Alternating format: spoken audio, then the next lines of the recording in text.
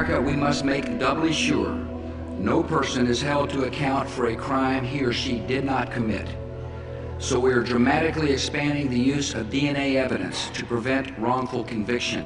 One of the underappreciated facts about blood transfusion is that if you get my blood, you will now have my DNA. There's some fascinating data that has come out in the last 10 years where a group of physicians took a look back at World War II veterans who were transfused during World War II. And guess what? A significant percentage of them, over 25%, actually had DNA from a different person circulating in their body. There's been a number of studies shown that if you give a blood transfusion without reducing out the white cells, and still in the United States 50% of our blood is given without reducing the white cells, you will become what is called a chimera. You will become a blended animal.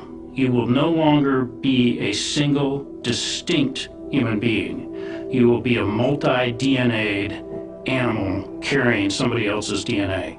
How long, we don't know, but it's fascinating from the World War II group of veterans that still, some 50 years later, they still carry the DNA of the person that they were transfused from.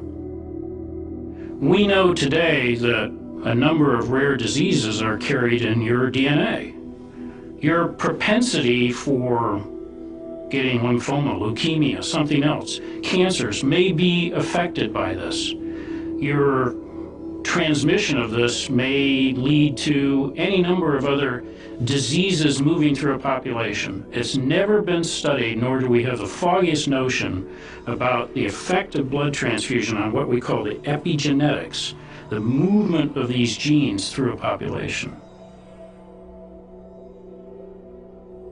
Unlike marriage, transfusion is for life, and there's some data showing that women who have no Y chromosome, since women have two X's, any of the white cells that are detected in their bloodstream devoid of any Y chromosome, yet after being transfused for hemorrhage, you can detect these Y chromosomes now because some of the units of blood they received for male donors, you can detect these units of blood in the Y chromosome in the circulating blood of these women for years after the transfusion.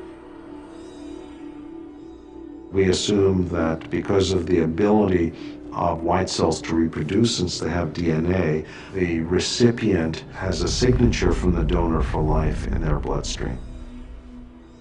The clinical implications clearly are yet to be determined.